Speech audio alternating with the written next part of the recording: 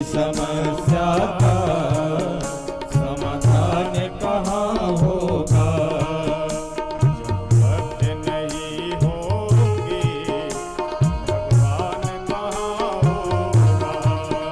जब भक्त नहीं होंगे भगवान कहाँ होगा?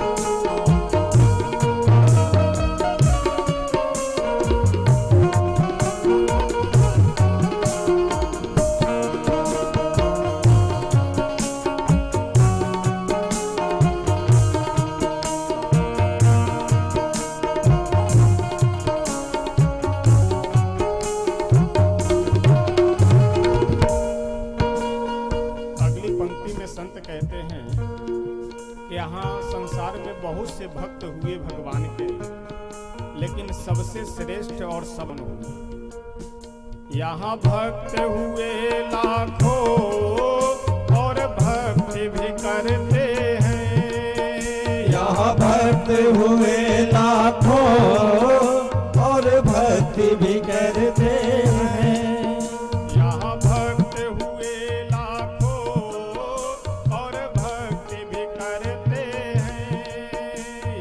भक्त हुए लाखों और भक्ति भी करते हैं। पर हनुमान जैसा, पर हनुमान जैसा कोई भक्त कहाँ होगा? पर हनुमान जैसा कोई भक्त कहाँ होगा?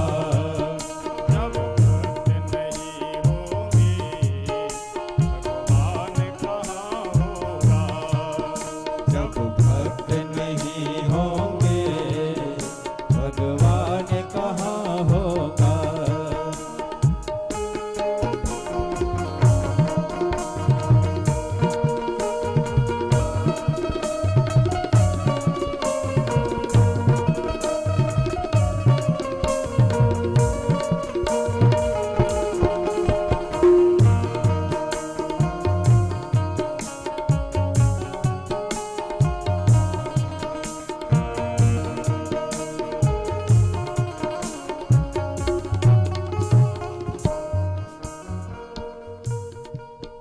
विद्वान हुए लाखों और विद्या भी देते हैं। विद्वान हुए लाखों और विद्या भी देते हैं। विद्वान हुए लाखों और विद्या भी देते हैं। विद्वान हुए लाखों और विद्या भी देते हैं। पर रावण के जैसा, पर रावण के जैसा विद्वान कहाँ होगा? पर रावण के जैसा विद्वान कहाँ होगा? जब भक्त नहीं होंगे भगवान कहाँ होगा? जब भक्त नहीं होंगे भगवान कहाँ होगा? जब भक्त नहीं होंगे भगवान कहाँ होगा? जब भक्त नहीं होंगे भगवान कहाँ होगा? मेरी समस्या का, मेरी समस्या का समाधान कहाँ होगा? तेरी मेरी समस्या का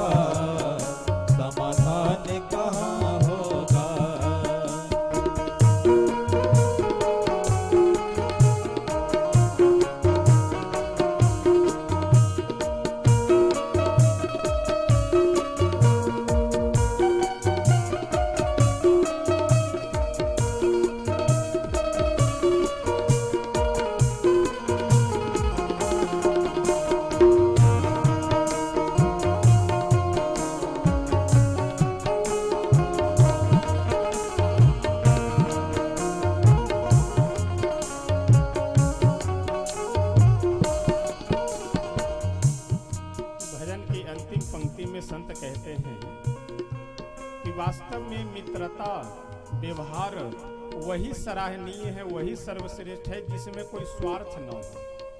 हम लोग जो भी मित्रता व्यवहार करते हैं उसके हरे कृष्ण सुदामा कोई मित्र कहाँ होगा। हरे कृष्ण सुदामा कोई मित्र कहाँ होगा। हरे कृष्ण सुदामा कोई मित्र कहाँ होगा। जब भक्त नहीं होंगे भगवान कहाँ होगा। जब भक्त नहीं होंगे भगवान कहाँ होगा। मेरी समस्या का मेरी समस्या का समाधान कहाँ होगा। मेरी समस्या का समाधान कहाँ होगा। जब भक्त नहीं होंगे भगवान कहाँ होगा। जब भक्त नहीं होंगे भगवान कहाँ होगा। श्री शंकर भगवान के। वास्तव में यदि भक्त का अस्तित्व न रहे तो भगवान का भी कोई अस्तित्व नहीं रहेगा। भगवान का परिचय, भगवान की भी पहचान भक्त के कारण ही होती है।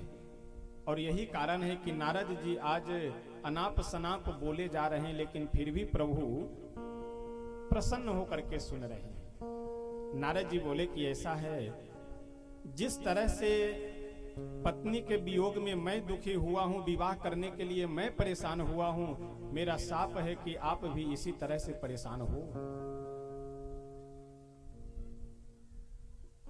जब नारद जी का इतना से भी मन नहीं भरा तो तुरंत बोले कि आपने मेरा रूप बंदर का बनाया। जाओ मैं शाप देता हूं कि जब आप पत्नी के वियोग में दुखी होंगे तो यही बंदर भालू आपकी सहायता करेंगे। जो जो मन में आया वह बोलता गए, अंत में साप भी दे दिए। और जब साप दे दिए तो प्रभु किए क्या कि अपनी माया समाप्त कर दिए। वहां से लक्ष्मी जी भी अदृश्य, विश्वमोहिनी भी अदृश्य। उसके बाद नारद जी का जब क्रोध डाउन हुआ, जब क्रोध समाप्त हुआ तो नारद जी पछतावा करने लगे कि अरे राम राम, जिनका मैं भजन करता था, जिनकी मैं उपासना करता था, जिनकी हमें पूजा करनी चाहिए, उनको मैं शाप देकर के कितना बड़ा अपराध कर दिया। इस प्रसंग से हम लोगों को क्या शिक्षा मिल रही है कि कभी भी क्रोध में आकर के कोई निर्णय नहीं लेना चाहिए और कभी भी प्रेम में आकर के किसी को वचन नहीं देना चाहिए। यदि क्रोध में आकर के आप निर्णय लेंगे तो दुर्दशा नारद जी जैसी होगी कि पछताने के अलावे और कुछ हाथ नहीं लगेगा। और यदि प्रेम में आकर के निर्णय लेंगे तो स्थिति दशरथ जी जैसी होगी कि मरने के अलावे आपके पास कोई भी रास्ता नहीं बचेगा। इसलिए मैं बार बार एक बात निवेदन करता हूं कि श्री रामचरितमानस केवल भगवान की कथा सुनने के लिए या पुण्य के लिए इतना ही पर्याप्त नहीं है। भगवान की कथा व्यवहारिक पक्ष को भी मजबूत करने के लिए और आध्यात्मिक पक्ष को भी मजबूत करने के लिए, यानी इस प्रसंग से हम लोगों को यह शिक्षा लेनी चाहिए कि कभी भी क्रोध में आकर के कोई भी आप निर्णय नहीं लें। आजकल आप सुनते होंगे कि फलाना व्यक्ति पढ़ाई कर रहा था और पढ़ने के बाद जो चाह रहा था पास होना, जितना नंबर उतना अंक नहीं मिला तो छत से कूद करके आत्महत्या कर लिया। ऐसा क्यों होता है? ऐसा क्रोध में आकर के होता है कि जो हम चाह रहे थे वो क्यों नहीं हुआ। रे नहीं हुआ, नहीं हुआ, बाद में हम विचार करेंगे कि क्यों नहीं हुआ, लेकिन हम तत्काल निर्णय ले लेते हैं कि क्यों नहीं हुआ। क्रोध में आकर के तो लाओ जीवन बेकार है, मर जाए, बात खत्म। देखिए, मनुष्य को अपने हृदय में, चाहे वह विद्यार्थी हो, छात्र हो, स्टूडेंट हो, चाहे कोई व्यापारी हो, चाहे बुजुर्ग, चाहे जिस अवस्था के जिस स्थिति का व्यक्ति हो, एक बात अपने हृदय में अवश्य धारण करके रखना चाहिए कि भगवान इस संसार में प्रत्येक व्यक्ति को किसी न किसी हेतु से, किसी न किसी कारण से, किसी न किसी उद्देश्य से भेजते हैं और प्रत्येक व्यक्ति के अंदर प्रतिभा छिपी हुई है, उसे केवल जगाने की आवश्यकता है। हम लोगों की समस्या क्या है कि हम लोग अपनी प्रतिभा को एक जगह बांध देते हैं रस्सी में कि हमें बनना है तो डॉक्टर ही बनना है, बाकी और कुछ भी नहीं बनना है। लोग हम यदि करेंगे तो किराना स्टोर का दुकान ही करेंगे, बाकी और कुछ नहीं करेंगे। तो हम लोगों की समस्या यह है कि हम लोग अपनी प्रतिभा को एक जगह केंद्रित कर देते हैं। इसलिए कभी भी अपने मन में यह सोच करके निराश नहीं होना चाहिए कि हम आगे नहीं बढ़ पा रहे या जो हम नहीं चाह रहे हैं वह पूरा नहीं हो पा रहा है। मन में यह सोचना चाहिए कि भगवान शायद हमसे कुछ और करवाना चाहते होंगे। इसलिए कभी भी जीवन से हार मानने की या आत्महत्या करने की कोई आवश्यकता नहीं। यदि आप अपने मन में यह विचार रखेंगे कि भगवान इस संसार में हमें कुछ और करने के लिए भेजे हैं, तो कुछ और आप रास्ता देखेंगे। और जब आप एक निर्धारित कर लिए कि हमें इसी रास्ते पे चलना है, बाकी शरीर को समाप्त कर देना है, तो ये कोई मनुष्य जीवन का लक्ष्य नहीं है। श्री नारद जी प्रभु से बोले कि प्रभु मेरे मन को कैसे शांति मिलेगी, वह आप रास्ता हमें बताइए, वह उपाय बताइए। प्रभु बोले कि ऐसा है। पहले तो नारद जी बोले कि प्रभु मेरा साप मिथ्या हो जाए, झूठा हो जाए, आपके ऊपर लागू न हो। प्रभु बोले कि नारद जी ऐसा है, आप मुझे साप दिए हैं, वह मेरी इच्छा थी, इसलिए आप चिंता मत कीजिए। नारद जी बोले कि मेरा मन शांत कैसे होगा। प्रभु बोले कि आप जा करके मेरा नाम जप कीजिए, मेरा नाम स्मरण कीजिए। गोस्वामी बाबा बहुत सुंदर लिखते हुए कहते हैं, जपहूँ जाए शंकर सतनामा, जपहूँ जाए शंकर सतनामा, जपहूँ जाए शंकर सतनामा, जपहूँ जाए शंकर सतनामा, जपहूँ जाई शंकर सतनामा, जपहूँ जाई शंकर सतनामा, होए हृदय तुरत विश्रामा, होए हृदय तुरत विश्रामा, जपहूँ जाए शंकर सतनामा, जपहूँ जाए शंकर सतनामा।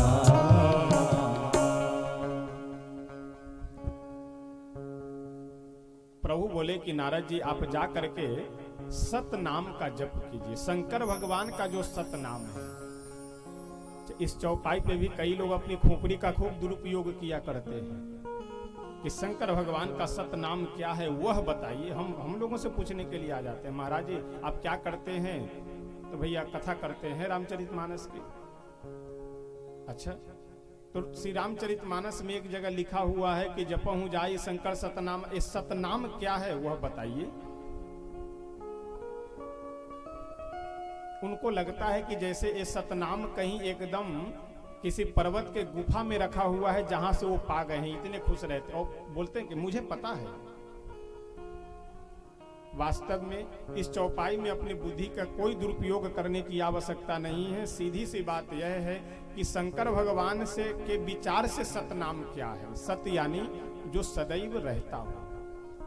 और सत्य का एक मैं बहुत सीधे और सरल शब्दों में व्याख्या करके बताता हूं, जो आप को आसानी से समझ में भी आ जाएगी बात। इस संसार में भगवान से जुड़ी हुई जो वस्तु है और भगवान से जुड़ा हुआ जो भी कार्य है वह सत्य है, बाकी और सब कुछ असत्य है।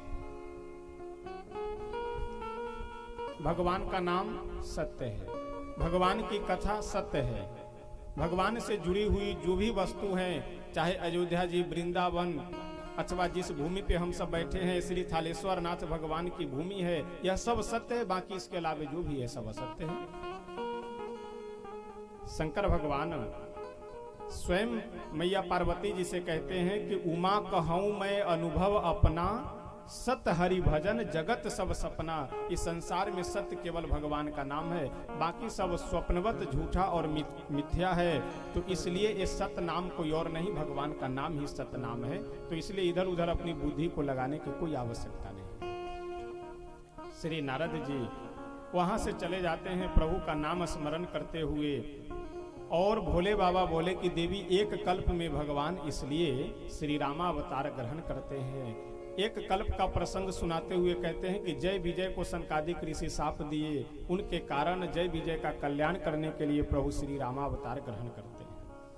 अच्छा, नारद जी का प्रसंग चल रहा है, तो इस प्रसंग में मैं एक बात निवेदन करना चाहता हूं कि जीवन में अभिमान चाहे जिस वस्तु की हो, वह अभिमान ठीक नहीं होता है। इसको समझने के लिए इंग्लिश के 2-3 मीनिंग के माध्यम से बहुत बढ़िया समझ सकते हैं। जैसे अभिमान जब हमारे आपके मन में आता है तो हम लोग क्या कहते हैं, मैं, यानी जो कुछ हूं मैं हूं। मैं को अंग्रेजी में क्या कहते हैं, आई माने मैं। और जहां अभिमान नहीं होता है वहां हम लोग क्या कहते हैं, अरे ये सब आपका है। यदि कोई काम बन गया, कोई मकान बढ़िया हम बनाए हुए हैं, कोई व्यक्ति आकर के पूछे कि अरे बहुत बढ़िया भाई साहब मकान है, बोले ये सब बस आप सबकी कृपा है। ये क्या है, आपको इंग्लिश में क्या कहा जाता है, यू। जहां मैं आया वहां आई, और जहां आप आ गया वहां पे यू। और एक मीनिंग है SIN, सिन माने पाप, और SUN सन माने सूरज। अब इन दोनों अंग्रेजी के मीनिंग पे आप विचार करेंगे अच्छे से तो समझ में आ जाएगा कि SIN जहां पे आई आ गया वह क्या हो जाता है, पाप हो गया। SIN सिन माने पाप, और जहां यू आ जाए माने तुम, आप, जो कुछ भी है भगवान है, और जो कुछ भी है ये सब हमारे गुरुजनों का देन है, संतों का आशीर्वाद है, बाकी मेरा कोई प्रयास नहीं है। जहां आपकी भावना आ गई वहां पे SUN सन माने सूरज, हम सूरज की तरह से प्रकाशित होंगे। और जहां पे आई की भावना आ गई कि जो हूं सो मैं हूं, वहीं पे आप समझिए कि पापी अपराधी हो गए, और आपका समाज में प्रतिष्ठा फैल न करके पीछे ही आपकी प्रतिष्ठा हो। इसलिए किसी भी कार्य में, किसी भी जगह पे आई की कोई बात नहीं होनी चाहिए। जो भी बात हो यू की, यदि यू की बात होगी तो आप सूर्य की तरह चमकेंगे। श्री नारद जी के प्रसंग के बाद दूसरे कल्प का प्रसंग सुनाते हुए श्री गोस्वामी तुलसी बाबा कहते हैं कि एक बार की बात है, श्री मनु शत्रुपा जी, हम लोग मानव कहे जाते हैं, क्यों? क्योंकि हम सब मनु जी के संतान हैं। जब इस संसार को उत्पन्न करने के लिए ब्रह्मा जी सर्वप्रथम 4 पुत्रों को जन्म देते हैं, सनक, सनंदन, सनातन और सनत कुमार। लेकिन यह चारों जब सृष्टि का विस्तार करने से मना कर देते हैं, तो उसके बाद अपने आधे शरीर से मनु जी को और आधे शरीर से शत्रुपा जी को ब्रह्मा जी प्रकट करते हैं, और दोनों को आदेश देते हैं कि तुम सृष्टि का विस्तार करो। तो हम सब जितने भी मानव हैं श्री मनु जी के ही संतान है, इसलिए मानव कहे जाते हैं। मनुना जाता मानव। गोस्वामी तुलसी बाबा वर्णन करते हुए बहुत सुंदर लिखते हैं, स्वयंभू अरु मनु सतरूपा, स्वयंभू मनु सतरूपा, स्वयंभू मनु सतरूपा, स्वयंभू मनु सतरूपा, जिनते भय नर सृष्टि अनूपा, जिनते भय नर सृष्टि अनूपा, स्वयंभू अरु मनु सतरूपा, स्वयंभू मनु सतरूपा। श्री स्वयंभू मनु जी उनकी धर्म पत्नी का नाम है शत्रुपा जी। ये दोनों कहाँ के राजा हैं? अयोध्या धाम के ही राजा हैं।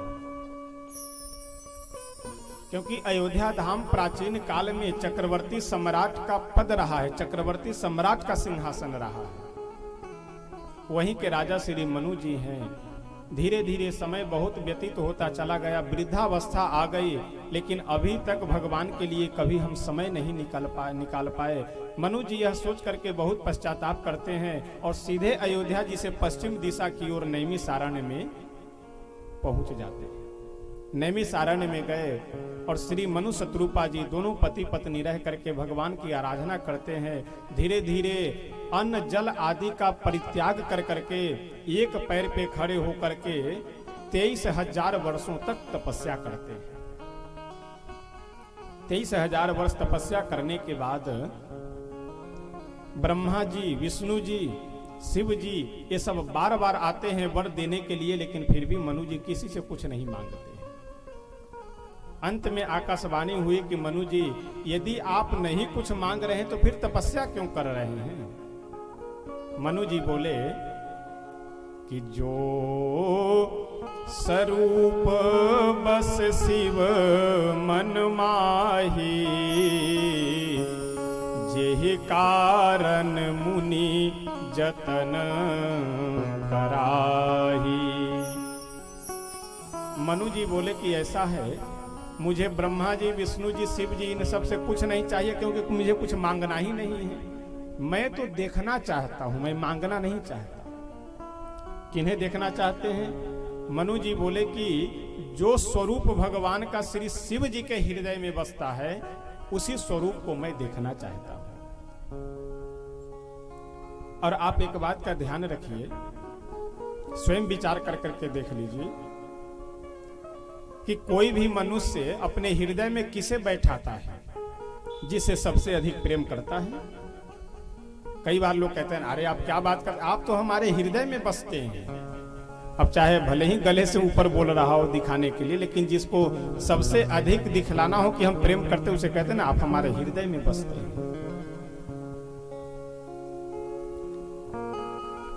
यानी शंकर भगवान के हृदय में श्री राम जी बसते हैं। इसका मतलब सबसे अधिक प्रेम हमारे भोले बाबा श्री राम जी से करते हैं। आज से 500 वर्ष पूर्व का यह गोस्वामी तुलसी बाबा मानस लिखते हैं। आज से 9 लाख वर्ष पूर्व श्रीमद् वाल्मीकि रामायण का निर्माण होता है। इतनी प्राचीन परंपरा में हमारे यह बात लिखी हुई है, चली आ रही है। लेकिन आज कल 10, 20, 50 वर्ष, 100 वर्ष पहले से कोई संस्था संगठन बना करके तमाम गधा पचीसी करने वाले लोग आए बाएं साए बका करेंगे आपके सामने आकर कि शंकर भगवान सब कुछ है, राम जी कुछ नहीं है, वो तो एक सामान्य मनुष्य है, सामान्य राजा के घर में राजकुमार बन के जन्म लिए, कुछ नहीं है वो है। तो ये सब जो गधा पचीसी करने वाले लोग हैं, इनके बहकावे में न पड़ करके जो हमारी शास्त्रीय व्यवस्था है, जो हमारे समाज में हजारों लाखों वर्षों से चली आ रही व्यवस्था है, उसके अंतर्गत हम लोगों को रहना चाहिए और मानना चाहिए। भगवान भोले शंकर के आराध्य श्री राम जी हैं और श्री राम जी के आराध्य भगवान भोले शंकर हैं। सीधी सी बात है। मनु जी जैसे ही यह निवेदन किए कि जो शिव जी के हृदय में स्वरूप बसता है, उसे मैं देखना चाहता हूँ। काकभूषुंडी जी के मन रूपी मान सरोवर में जो स्वरूप बसता है, उसे मैं देखना चाहता हूँ। तो श्री मनु जी के सामने भगवान श्री सीताराम जी प्रकट हो गए। इसका मतलब शिव जी के हृदय में श्री सीताराम जी बसते हैं। नील सरोरुह नील मणि नील नीर धर श्याम, लाजहि तन शोभा निरखे, कोटि कोटि सतकाम। नील सरोरुह नील मणि नील नील धर श्याम, लाजहि तन शोभा निरखे, कोटि कोटि सतकाम। ऐसा अद्भुत हमारे श्री राघवेंद्र सरकार का स्वरूप है कि मनु जी जैसे देखे बिल्कुल अपने आप को न्यौछावर कर दिए उनके स्वरूप के ऊपर। चरणों में गिर करके साष्टांग प्रणाम किए। उसके बाद मनु जी देखिए, कभी भी यदि आप धैर्य पूर्वक कार्य करते हैं, उसका परिणाम अवश्य आपके सामने दिखाई पड़ेगा। लेकिन हम लोगों की समस्या क्या है कि थोड़े में बहुत कुछ पाना चाहते हैं। यानी जाकर के यदि दो शंकर भगवान को अगरबत्ती दिखला दिए तो हम लोगों को लगता है कि हम भोले बाबा पे एहसान कर दे रहे हैं जाकर के। थोड़ी यदि कोई समस्या हुई तो तुरंत ऐसा बताओ, अब रोज हम जाकर के पूजा करते हैं फिर भी हमारे जीवन में समस्या, इसका मतलब कि भगवान है नहीं। अच्छा, प्रसंग आ गया तो मैं आप लोगों से एक बात निवेदन करूं। कई बार समाज में ऐसा देखा जाता है और लोग कहते हुए मिलते भी, और हम लोगों से अधिक लोग मिलते हैं कि महाराज जी जब हम पूजा पाठ नहीं करते थे तब ठीक ठाक थे, और जब से पूजा पाठ करना प्रारंभ किए तब से हम परेशान हैं। देखिए, हमारे आपके इस जीवन में जो कुछ भी मिल रहा है, सुख हो अथवा दुख हो, यह सब हमारे आपके पूर्व जन्मों का किया हुआ प्रारब्ध है, कर्म है। इस समय जो आप कर रहे हैं, हम कर रहे हैं, यदि हम यह सोचते हैं कि इस समय का किया हुआ परिणाम हमारे जीवन में आ रहा है, ऐसी कोई बात नहीं। यदि कोई अपराधी, मर्डर करने वाला व्यक्ति, लूट घसोट करने वाला व्यक्ति आगे बढ़ रहा है, तो इसका मतलब यह मत आप कभी भी समझिए कि इस समय जो वह कर्म कर रहा है इसके कारण वह आगे बढ़ रहा है। उसके किसी न किसी जन्म का प्रारब्ध है, किसी न किसी जन्म का कर्म है जो उस समय उसको मिल रहा है। लेकिन इस समय जो वह अपराध कर रहा है, आने वाले समय में उसको अवश्य दिखाई पड़ेगा। और इन सब बातों से मैं थोड़ा इसलिए बचता हूं कि कई बार लोग इसको अपने ऊपर ले लेते हैं कि जैसे अगर दूसरे कोई किसी पार्टी के लोग हैं तो सब नाराज होने लगते हैं कि लगता है महाराज जी किसी पार्टी का प्रचार कर रहे हैं। वर्तमान समय में समझने के लिए उत्तर प्रदेश अपना सबसे सुपर है। 20-20 करोड़ का मकान, 50-50 करोड़ की संपत्ति 2 मिनट में साफ, 2 मिनट में खत्म। क्यों? क्योंकि अपराध से बनाया गया। जिनके नाम से 100-100 किलोमीटर तक लोग कांपते थे, पता लगे कि आज वो स्वयं ही कांप रहे हैं। तो आप प्रत्यक्ष भी तो यह देख लीजिए। तो इसलिए कभी भी मन में यह मलाल रखने की आवश्यकता नहीं है, मन में यह बात सोचने की आवश्यकता नहीं कि जो जितना अपराध करता है उतना आगे बढ़ता है। इस समय हमें आपको जो कुछ भी सुख दुख मिल रहा है वह सब पूर्व का किया हुआ है, और इस समय हम जैसा कर्म करेंगे इसका परिणाम हमें आगे चल करके अवश्य मिलेगा। एक बहुत सुंदर भजन है कि सुख दुख हमारे आपके जीवन के ये दोनों ऐसे पहलू हैं कि जो सदैव लगे हुए रहते हैं, तो इसलिए घबराना नहीं चाहिए। सुख दुख में हम अपनी स्थिति को समान बना करके रखें। सुख में हमें क्या करना चाहिए, दुख में हमें क्या करना चाहिए, आइए इस भजन के माध्यम से हम लोग श्रवण करते हैं। और देखिए, कथा करने के लिए हमें कोई समस्या दिक्कत, 2 दिन हमारे पास समस्या थी क्योंकि भाग करके जाना था नवाबगंज गोंडा, यहाँ से लगभग 85-90 किलोमीटर। समस्या आप लोगों को की रहती है, किन्हीं को दुकान की याद आती है तो किन्हीं को भैंस की याद आती है। जैसे 5:30 हुआ वैसे सब भागना प्रारंभ कर देते हैं। जय हो। बाकी कथा करने हमारा तो गला 1 से 1.5 घंटे में गर्म होता है।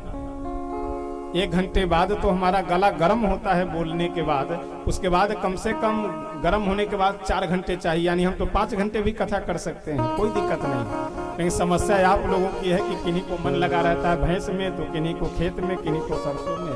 1-2 दिन के लिए मन वहां से हटा करके केवल थालेश्वर नाथ भगवान के मंदिर में ही अपने मन को रखिए, तो विधिवत अच्छे से आपको आनंद मिल सकता है। 1-2 दिन की बात है, बाकी उसके बाद तो फिर भैंस लगाना ही है, उसके बाद तो फिर यही खेती बाड़ी दुनियादारी का कार्य करना, इसे कभी फुर्सत थोड़ी मिलना है। तो जो भी बीच में समय मिले उसका सदुपयोग कर लेना चाहिए। और सदुपयोग यही है कि अगर कथा चल रही हो तो बहुत आवश्यक है तो आप जा सकते हैं, कोई उसके लिए बहुत जबरदस्ती नहीं है कि हम यह जबरदस्ती कह रहे हैं कि आप बैठिए ही। मन न लगे तो भी आप जा सकते हैं, लेकिन यदि मन लगे, मन आनंदित रहे तो बैठ करके आनंद लीजिए। 1-2 दिन की बात है।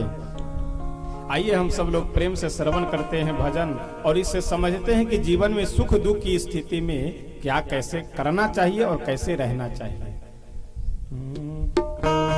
सुख भी मुझे प्यारे हैं। सभी लोग भाव से ताली बजाएंगे।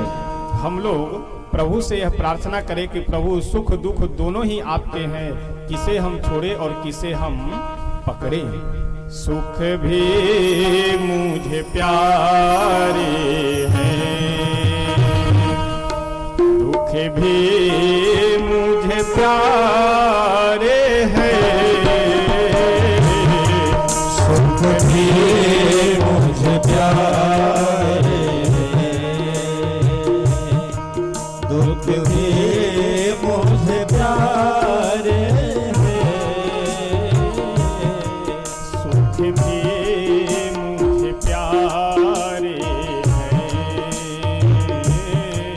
दुख भी मुझे प्यारे हैं। सुख भी मुझे प्यारे हैं, दुख भी मुझे प्यारे हैं। छोड़ूं मैं किसे भगवन, दोनों ही तुम्हारे हैं। छोड़ो मैं किसे भगवन, दोनों ही तुम्हारे हैं। सुख भी मुझे प्यारे हैं, दुख भी मुझे प्यारे हैं। सुख भी मुझे प्यारे हैं,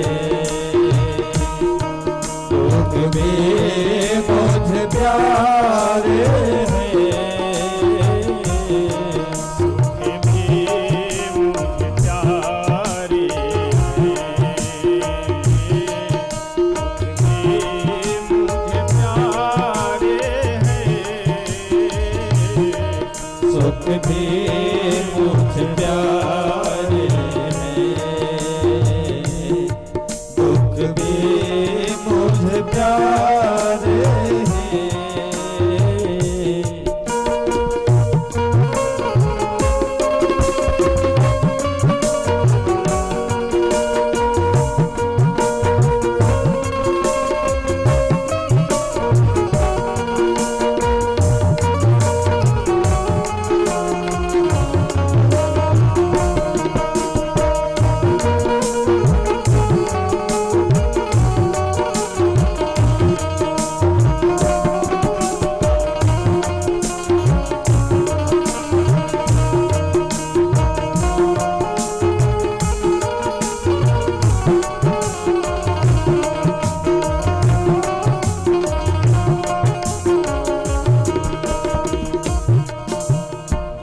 जैसे कभी भी यदि किसी नदी को आप देखें, उस नदी में आपको सदैव दो किनारे दिखाई पड़ेंगे।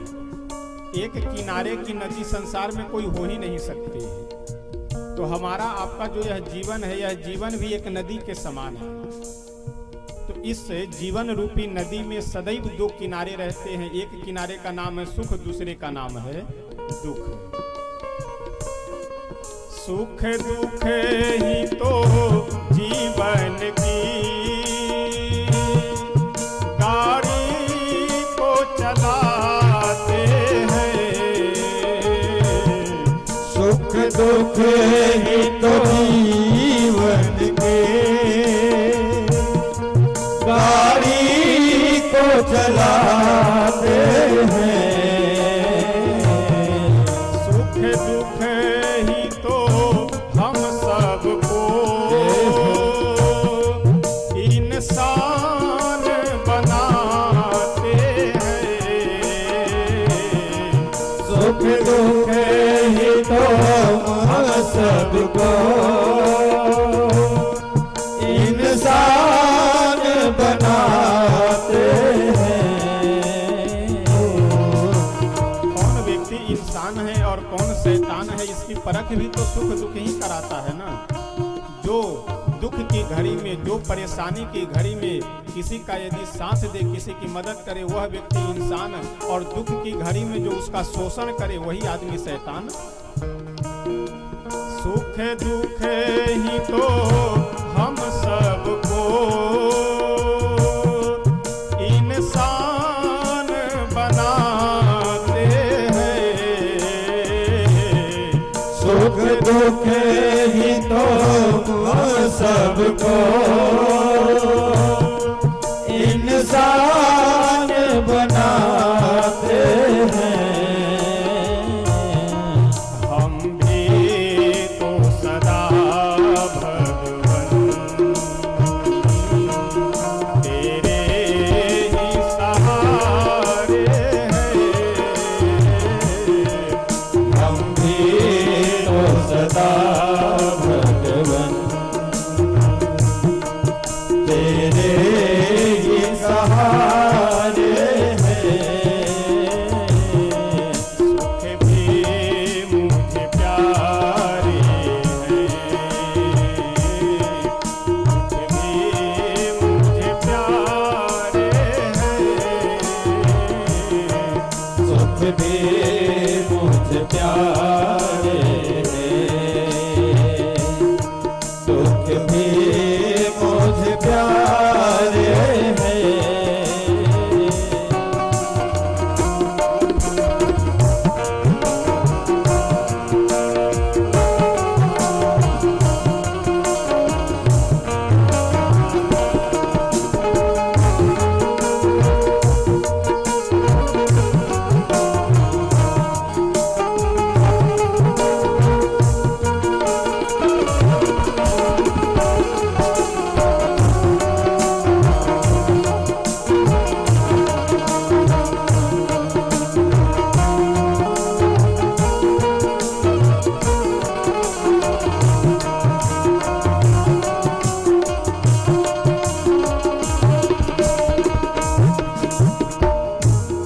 अगली पंक्ति में संत कहते हैं कि सुख में हमें क्या करना चाहिए और दुख में क्या करना चाहिए। सुख में तेरा शुक्र करूं, दुख में फरियाद करूं। सुख में तेरा शुक्र करो, दुख में फरियाद करो। जिस हाल में रख मुझको उसमें तुझे याद करूं। जिस हाल में रख मुझको उसमें तुझे याद करो। हमने तो तेरे आगे ये हाथ पसारे हैं। हमने तो तेरे आगे ये हाथ पसारे हैं। सुख भी मुझे प्यारे हैं, सुख भी मुझे प्यारे हैं। सुख भी मुझ प्यारे हैं। सुख भी मुझ प्यारे हैं। छोड़ो मैं किसे भगवन, दोनों ही तुम्हारे हैं। छोड़ो मैं किसे भगवन, दोनों ही तुम्हारे हैं। सुख भी मुझे प्यारे हैं, सुख भी मुझे प्यारे हैं। सुख भी मुझ प्यारे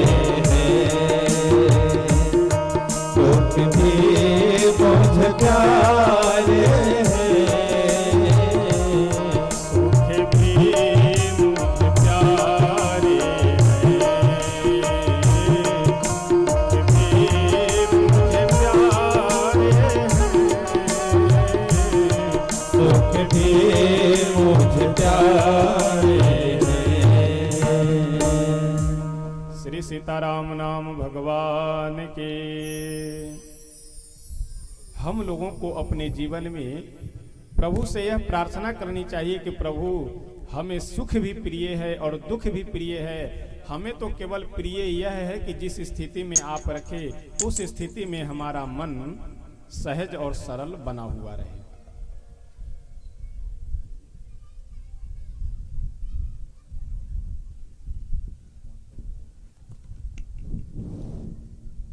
बोलिए प्रेम से बाबा थालेश्वर नाथ की। नहीं, कम से कम सरदार वल्लभ भाई पटेल और बाबा थालेश्वर नाथ के नगरी में रहने वाले हमारे चौधरी पटेल लोग हैं। हमारी माताएं बड़ी संख्या में पधारी हुई हैं। कम से कम इतना आवाज है, कम से कम थालेश्वर नाथ के नगरी में रहने वाले और अगल बगल के, चाहे चित्राखोर हो, चाहे मेरा बरहुआ हो, चाहे जोगिया हो, चाहे जयपुर हो, चाहे सौड़ी हो, बोलिए बाबा थालेश्वर नाथ की। बड़े ही सौभाग्य की बात है जब किसी गांव का बहुत बड़ा पुण्य उदय होता है, उस गांव में श्रीमद् भागवत पुराण होता है या मर्यादा पुरुषोत्तम भगवान श्री रामचंद्र के किए हुए पुरुषार्थ का वर्णन होता है। और ज्यादा नहीं कहूँगा, हमारे इस बाबा थालेश्वर नाथ धाम में जो है मर्यादा पुरुषोत्तम भगवान श्री रामचंद्र की नगरी से पधारे हुए ब्रह्मचारी बाल व्यास कथा के शब्दों को हम लोगों के जितने भी भक्त जन यहाँ पधारे हुए हैं उनके हृदय में उद्धृत करवाने वाले श्री बाबा रामदास जी ब्रह्मचारी जो अयोध्या से पधारे, उनके चरणों में झुक करके, और जितने भी संगीत के कलाकार हैं, जितनी भी हमारी माताएं हैं, जितनी भी हमारी देवी समान बेटियां हैं, जितने भक्तजन यहाँ पधारे हुए हैं, सबको मैं प्रणाम करते हुए आप लोगों का आशीर्वाद और स्नेह चाहता हूँ। आज बड़े ही सौभाग्य की बात है जो कि भारतीय जनता पार्टी के वरिष्ठ नेता भी हैं। हम ज़्यादा समय नहीं लूँगा ज़्यादा, क्योंकि बाधा नहीं पड़ना चाहता इसके सब कार्यों में। आप लोग कथा सुनने के लिए आए हैं और हमारी एक आदरणीय भाभी जी हैं, आपसे मैं निवेदन कर रहा हूँ, बैठी हुई हैं, जोगिया की रहने वाली हैं। मैं बहुत कई मरतबे आपसे निवेदन कर चुका हूँ। यह बाबा थालेश्वर नाथ का नगरी है। आपसे मैं कहता रहा, एक यज्ञशाला आपके द्वारा बनना चाहिए, ये आपके देवर का मांग है। और हमारे बीच में भारतीय जनता पार्टी के वरिष्ठ नेता और सीडीए एकेडमी के प्रबंधक इंजीनियर आदरणीय अरविंद पाल जी, स्वधन नाम चंद्रकाश पाल जी के ज्येष्ठ सुपुत्र माँ दुर्गावती देवी के उधर से जन्म लेने वाले, कहा गया है न रहो न निराश करो मन को, कुछ काम करो कुछ काम करो, यह जन्म हुआ किसी अर्थ हो, समझो कि यह व्यर्थ न हो, और जग में रहकर कुछ नाम करो, न रहो न निराश करो। तो हमारे आदरणीय इंजीनियर अरविंद पाल जी ने माँ सरस्वती का पावन मंदिर बनवाया है, इसलिए कोट कोट सा धन्यवाद मैं देता हूँ। आज सौभाग्य है कि देश की क्षेत्र दयार के लोगों का कि इतना बड़ा यज्ञ हमारे छोटे भाई गंगा पांडे जी, पुत्र श्री काशी पांडे जी के लड़के हैं, उनके 2 सुपुत्र हैं। इस कम उम्र में धर्म का पताका फहराया और चारों धाम किया, चाहे वो गया धाम हो या बद्रिका धाम हो या रामेश्वर नाथपुरी हो, हर जगह से पधारते हमारे स्वर्गीय जमुना प्रसाद शुक्ला जी के सुपुत्र हरिश्चंद्र शुक्ला जी भी आए हैं, उनका भी मैं स्वागत करता हूं। और कोट कोट से मैं अपने सबको ब्रह्मचारी जी के चरणों में माथा टेकता हूं। तो ऐसे इंजीनियर अरविंद पाल जी आप लोगों के बीच में आए हैं। महाराज जी, तो मैं उनसे जरूर चाहूंगा, उन्हें मंच पे बुलाना चाहता हूँ। कोई आमे नहीं नहीं ये नहीं तो मैं मान ही नहीं सकता। आप यहाँ आमे दो शब्द कहे तब कथा सुने आप, ये मेरा अनुरोध है आपसे। बोले भारत माता की, क्योंकि हमारी माताओं की संख्या बहुत ज्यादा है, हमारी बेटियों की संख्या बहुत ज्यादा है, हमारे नौजवान भाइयों का बहुत संख्या ज्यादा है। और ये सरदार वल्लभ भाई पटेल के जो हमारे यहाँ बाबा थालेश्वर नाथ की नगरी में रहने वाले हैं, उनको मैं कोट कोट सा धन्यवाद। आप बहुत लोग थालेश्वर नाथ की नगरी में, आप बहुत बड़े भाग्यशाली हो आप लोग।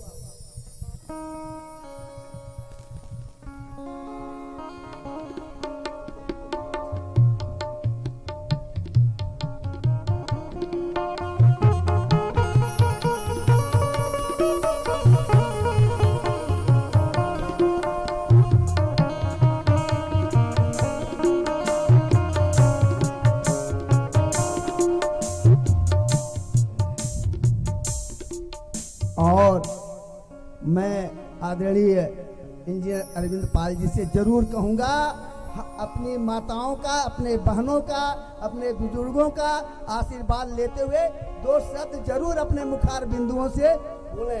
बहुत बहुत धन्यवाद।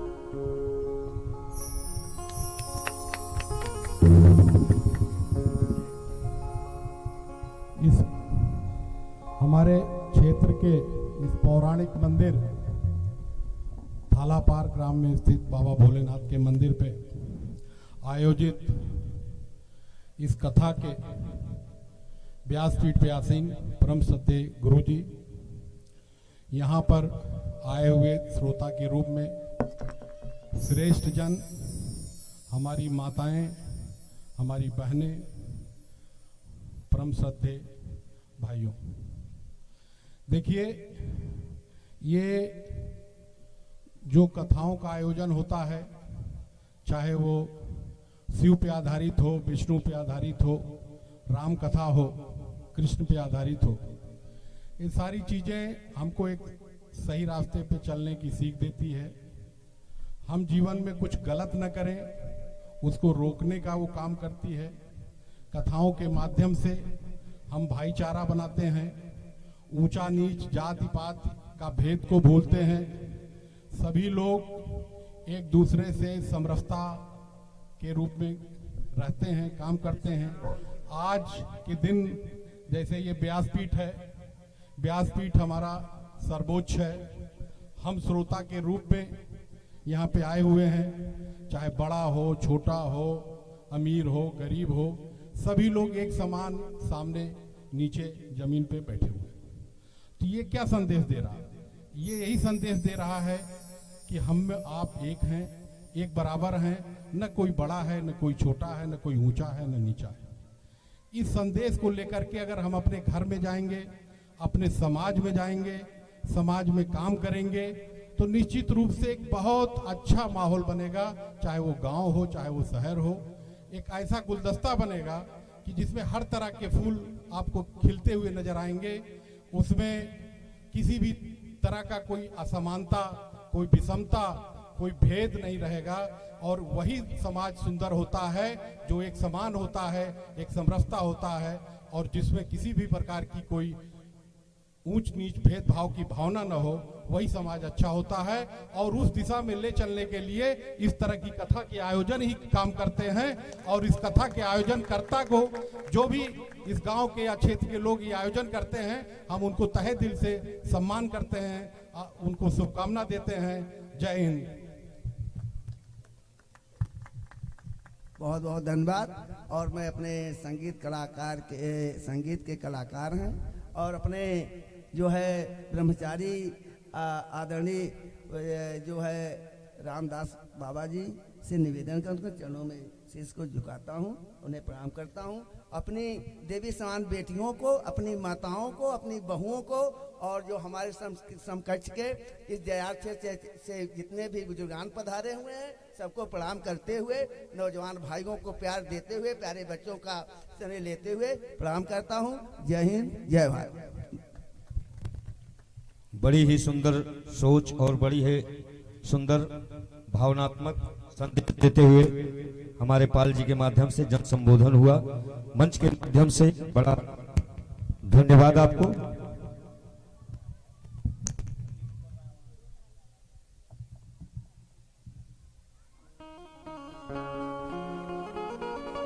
आइए हम सब 2 बार भगवान नाम संकीर्तन करते हैं, उसके बाद फिर कथा प्रसंग में प्रवेश करेंगे। सिया राम कहियो, सिया राम कहियो, सिया राम कहियो, सिया राम कहियो, सिया राम कहियो, सिया राम कहियो, सिया राम कहियो, सिया राम कहियो, सिया राम कहियो, राधे श्याम कहियो, सिया राम कहियो, राधे श्याम कहियो, सिया राम कहियो, राधे श्याम कहियो, सिया राम कहियो, राधे श्याम कहियो, सिया राम कहियो, सिया राम कहियो, सिया राम कहियो, राधे श्याम कहियो। श्री सीताराम नाम भगवान की जय। वास्तव में मैं बार बार यह निवेदन करता हूं कि भगवान की कथा यह केवल आध्यात्मिक नहीं, व्यवहारिक भी है। और मंच पे जब राजनीति से जुड़े हुए व्यक्ति आते हैं तो अपनी कुछ न कुछ वह राजनीति से जुड़ी हुई बातें कह करके जाते हैं। लेकिन हमारे पाल जी आए तो बहुत प्रसन्नता, और सबसे अच्छी बात तो यह है कि जो एक उदाहरण दिए कि यहाँ जितने व्यक्ति बैठे हैं सब अलग अलग बिरादरी के लगभग होंगे, कुछ लोग मिलते जुलते होंगे, लेकिन कोई भेदभाव नहीं। और कथा जब प्रारंभ हुई है उस समय मैं आपसे निवेदन कर रहा था कि हमारे सनातन धर्म से श्रेष्ठ कोई और धर्म हो ही नहीं सकता है। और उसका सबसे बड़ा प्रमाण यही है कि अगर हमारे धर्म के प्रति कोई व्यक्ति कट्टरवादी होता है तो उसमें समाज के प्रति श्रद्धा, समर्पण जागृत होता है, और अन्य किसी धर्म के प्रति व्यक्ति जब कट्टरवादी होता है तो संघर्ष जागता है, यानी अपने धर्म के अलावे सबको दबाने का प्रयास करता है। और हमारे सनातन धर्म की यह विशेषता है कि यह सर्वे भवन्तु सुखिनः सर्वे सन्तु निरामयाः की परिभाषा लेकर के चलने की अगर परंपरा है तो हमारे सनातन धर्म। अपवाद कहीं कहीं जाति के कारण अपमान कर देना, जगह के कारण अपमान कर देना, ये सब जो होती ये सब अपवाद है। इसको कभी भी धर्म से जोड़ करके नहीं देखना चाहिए कि कोई जाति वाले यदि आपको अपमानित कर दे तो धर्म ही खराब है। व्यक्ति विशेष के खराब होने से समाज कभी खराब नहीं होता है। हम सब प्रसंग श्रवण कर रहे थे कि श्री मनु शतरूपा जी श्री सीताराम भगवान को देखना चाह रहे थे। परिणाम स्वरूप ब्रह्मा जी, विष्णु जी, शिव जी ये सब आए बारी बारी से वर देने के लिए, लेकिन किसी से कुछ नहीं मांगे। और जब आकाशवाणी हुई कि आप चाहते क्या हैं, तो कहते हैं कि शिव जी के हृदय में जो स्वरूप बसता है उसे मैं देखना चाहता हूं। काकभूषुंडी जी के मन रूपी मान सरोवर में जो हंस के समान विहार करते हैं, मैं उन्हें देखना चाहता हूं। तो सामने कौन प्रकट हो गए? श्री सीताराम जी। इसका मतलब कि भगवान भोले शंकर के हृदय में श्री सीताराम जी बसते हैं। श्री सीताराम भगवान को देख करके मनु जी महाराज लेट करके साष्टांग दंडवत प्रणाम किए और प्रभु से बोले कि प्रभु मेरा जीवन धन्य हो गया आपका दर्शन करके। मेरे तो जो जन्म जन्मांतर की जिज्ञासाएं थी वे सारी जिज्ञासाएं आज पूरी हो गई। प्रभु बोले कि मनु जी केवल इतना कहने से काम नहीं चलेगा, आप हमसे कुछ मांग लीजिए। आज जो आपके मन में वर की इच्छा हो वह वर आप हमसे मांग लीजिए। मनु जी बोले कि प्रभु अब कुछ इच्छा नहीं है हमें मांगने की। प्रभु बोले कि नहीं नहीं, ऐसा हो ही नहीं सकता, यदि मैं आया हूं तो बिना कुछ दिए हुए चला जाऊं। मनु जी हाथ जोड़ करके प्रभु से बोले कि प्रभु, जो मैं मांगना चाह रहा हूं वह मेरे लिए तो असंभव है, लेकिन आपके लिए संभव है देना। यदि आप चाहें तो आसानी से दे सकते हैं, बाकी मेरे लिए तो असंभव है। प्रभु बोले कि मनु जी, मैं तो बार बार कह रहा हूं कि जो मन में आवे वह मांग लीजिए, और दानी नहीं महादानी समझ करके। मनु जी बोले कि प्रभु, अब आप कह रहे हैं तो कैसे हम मना करें, लेकिन कोई बात नहीं, आप कह रहे हैं मांगने के लिए तो मैं मांग रहा हूं। क्या मांग रहे हैं मनु जी? चाहूं तुम्हि समान सुत, प्रभु सन कवन दुराव। हे प्रभु, मैं आपके समान पुत्र चाहता हूं। प्रभु बोले कि मनु जी, मेरे समान जब इस संसार में कोई है ही नहीं, तो मैं अपने समान कहां खोजूंगा जा करके, कहां ढूंढूंगा जा करके। इसलिए आप चिंता मत कीजिए, मैं स्वयं ही आपका पुत्र बन करके आऊंगा। अच्छा, कितनी अच्छी बात है। मनु जी एक वर मांग रहे हैं, क्या कि हे प्रभु, आपके समान मैं पुत्र चाहता हूं। मनु जी भी यह बात जान रहे हैं कि जब प्रभु के समान कोई दूसरा है ही नहीं, एको हम द्वितीयो नास्ति, जब दूसरे कोई है ही नहीं, तो प्रभु अपने समान खोजेंगे कहां जाकर। लेकिन संकोच वश यह नहीं कह पा रहे हैं कि प्रभु आप मेरे पुत्र बन जाइए। और जब प्रभु यह कह देते हैं कि मैं स्वयं आपका पुत्र बन करके आऊंगा, मनु जी प्रसन्न हो गए। और यदि विचार करके देखिए, मनु जी केवल एक वर मांगे कि हे प्रभु, आपके समान मुझे पुत्र मिले, लेकिन मिल सब कुछ गया। सब कुछ मिल गया, यानी जब हम भगवान को ही मांग लेते हैं, इस सृष्टि में जितनी वस्तुएं हैं जब सब उन्हीं की बनाई हुई है, उन्हीं की है, तो स्वतः हमें सब मिल गया। यानी किसी राजा को यदि वश में कर लिया जाए युद्ध में, तो जो भी राज्य हैं वे सारे राज्य अपने आप वश में हो जाते हैं। कोई देश की सेना यदि हार गई तो पूरा देश कब्जे में हो जाता है। अब वहां ये थोड़े कहा जाएगा कि यहाँ की प्रजा से युद्ध होगा और प्रजा जब हारेगी तब देश पे, कुछ नहीं। वहां का जो नेतृत्व करने वाला है वह जब हमारे वश में हो गया तो वहां की सारी वस्तुएं हमारे वश में हो गई। यानी मनु जी एक ही वर मांग रहे हैं और इन्हें समझिए सब कुछ मिल गया। एक किसी गांव में बूढ़ी माता रहती थी। बुढ़ापे के कारण नेत्रों से कम दिखाई पड़ता था। संजोग की बात, बेटे का विवाह हो चुका था, लेकिन बेटे को कोई संतान प्राप्ति नहीं हो रही थी। कोई बेटा बेटी कोई संतान नहीं हो रहे थे। घर में गरीबी भी थी। एक महात्मा के पास गई और जाकर के बोली कि महाराजे, कोई हमें ऐसा उपाय और मंत्र बताइए कि जिससे हमारी समस्या दूर हो जाए। महाराज जी भगवान भोले शंकर का मंत्र देते हुए बोले कि इनकी आराधना करो, ये सारे संकट दूर कर देंगे। प्रभु की कृपा, कुछ दिन के बाद भोले बाबा आए वर देने के लिए और बोले कि माता जी, हमसे आप कुछ वर मांग लो, लेकिन शर्त है। शर्त यह है कि एक ही मैं वर दूंगा, दूसरा वर नहीं दूंगा। अब बूढ़ी माता मन ही मन प्रसन्न भी हो और दुखी भी हो कि यदि मैं अपने नेत्रों की रोशनी मांग लेती हूँ, आंख मांगती हूँ, तो पोता नहीं मिलेगा। पोता मतलब वही बेटे का बेटा। इधर नाती बोलते हैं कि पोता बोलते हैं? नाती।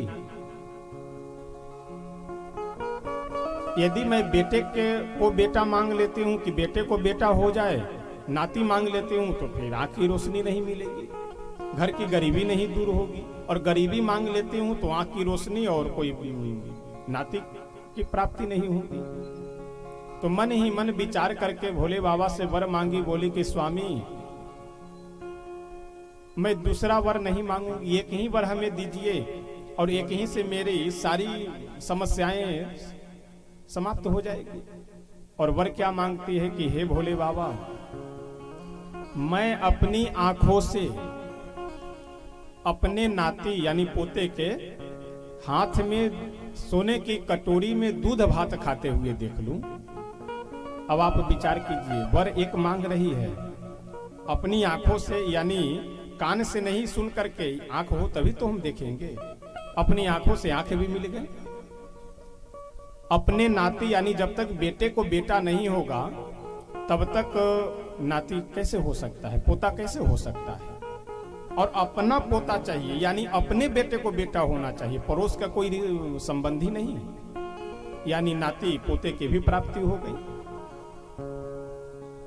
और सोने की कटोरी में अब आप विचार कीजिए कि कोई साधारण व्यक्ति, कोई सामान्य व्यक्ति अपने बच्चों को घर में सोने के बर्तन में भोजन करा सकते हैं क्या? सोने के बर्तन में तो भोजन तभी संभव है जब घर में अथाह संपत्ति भरी हुई हो। यानी यह माता जी एक ही वर मांगी और मिल सब कुछ गया। और एक किसी गांव में एक परिवार था, उस परिवार में 3 सदस्य रहते थे। माता जी, पिताजी ये दोनों बुजुर्ग हो चुके थे और एक उनका नवजुवक बेटा था। घर में बहुत कलह, बहुत वाद विवाद सदैव लगा रहता था। एक दिन माता पार्वती जी भोले बाबा के साथ उसी रास्ते से जा रही थी। पार्वती मैया बोली कि स्वामी, आप लगभग हमेशा इस रास्ते से आते जाते हैं और इस परिवार में बहुत कलह, बहुत दुख है, आप वरदान दे करके उसको सुख क्यों नहीं दे देते हैं? इस परिवार में बहुत कलह है, परिवार के लोग बहुत दुखी हैं। भोले बाबा बोले कि देवी तुम समझ नहीं रही हो, ये सब कुछ मांग ही नहीं सकते, ये कुछ ले ही नहीं सकते। पार्वती मैया बोले कि नहीं नहीं स्वामी, आप बहाना बना रहे हैं, चलिए कैसे नहीं लेते हैं ये लोग, आप चल करके दीजिए तो सही। भोले बाबा गए परिवार में और जा करके तीनों को पास में बुलाए, माता पिता और जो नवयुवक सुपुत्र थे उनको। कई लोगों का मैं देख रहा हूं ध्यान इधर उधर हो रहा है, तो थोड़ा शांति बना करके रखिए सब लोग। तीनों को भोले बाबा बुलाए और बुला करके बोले कि ऐसा है, तुम तीनों हमसे एक एक वर मांग लो। माता पिता हैं जो बुजुर्ग हो चुके हैं और एक नवजुवक बेटा है। तीनों से प्रभु बोले कि एक एक वर मांग लो। तो सबसे पहले माता जी वर मांगी। मन में सोचे कि अब मैं क्या इधर उधर की बात मांगू, शरीर वृद्ध होने के कारण तमाम रोग व्याधि आदि लगा रहता है, बहुत मैं परेशान रहती हूँ। तो भोले बाबा से बोली कि हे बाबा, मेरा जो यह शरीर है, यह शरीर बुढ़ापे से 16 वर्ष की कन्या लड़की का शरीर हो जाए, यानी मैं 60 वर्ष से 16 वर्ष में कन्वर्ट हो जाऊं।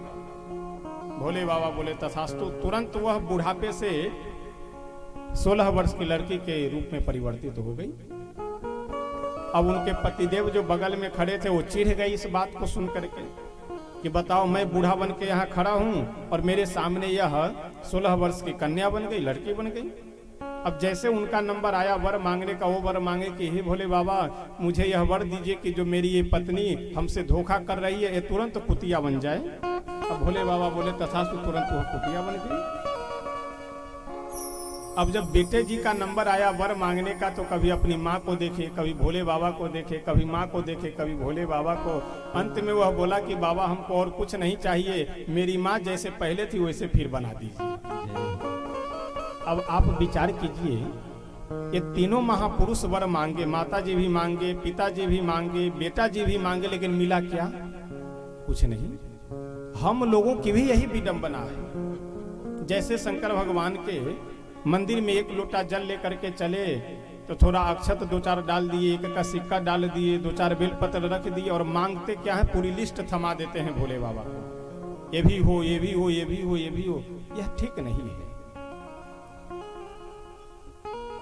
हम लोग एक एक वस्तु मांगने लगते हैं, लेकिन यदि हम भोले बाबा के ऊपर यह छोड़ दे कि प्रभु जिसमें मेरा हित हो वह आप कीजिए और जिस वस्तु से मेरा आगे विकास होने वाला हो वह दीजिए, तो भगवान वही देंगे, प्रभु वही देंगे जिससे आपकी उन्नति होने वाली है। लेकिन हम लोग तो जा करके वहां बिल्कुल उनको साबित कर देते हैं, निर्णय कर देते हैं कि आप हमको यही दीजिए और कुछ भी हमें नहीं चाहिए। श्री मनु जी महाराज केवल एक वर मांगते हैं और मिल सब कुछ गया। प्रभु बोले कि मनु जी आप चिंता मत कीजिए, मैं अपने समान कहां जा करके खोजूंगा, मैं ही आपका पुत्र बन करके आऊंगा, इसलिए चिंता करने की बिल्कुल बात नहीं है। अब बोले शत्रुपा जी से कि हे शत्रुपा जी, आप भी हमसे कुछ वर मांग लीजिए। शत्रुपा जी बोली कि प्रभु यदि आप हमें वर देना चाहते हैं तो यही वर दीजिए कि जब महाराज के पुत्र बन करके आप आवें तो उस समय मां बनने का सौभाग्य हमें ही मिलना चाहिए, यही वर दीजिए। दोनों को वर देकर के प्रभु वहां से पधारते हैं। वास्तव में भक्त की इच्छा रखने के लिए ही भगवान चाहे मनुष्य अवतार ग्रहण करते हो, चाहे जो जो न बन जाए, भक्त जो जो बना दे वह भगवान बन जाते हैं केवल अपने भक्तों के कारण। और भगवान यदि सबसे अधिक सबसे शीघ्र कृपा करते हैं तो केवल एक गुण पे। गोस्वामी बाबा बहुत सुंदर वर्णन करते हुए कहते हैं, रिझत राम स्नेह निसोते, रिझत राम स्नेह निसोते, रिझत राम स्नेह निसोते, रिझत राम स्नेह निसोते, ओ जग मंद मलिन मति मोते, ओ जग मलिन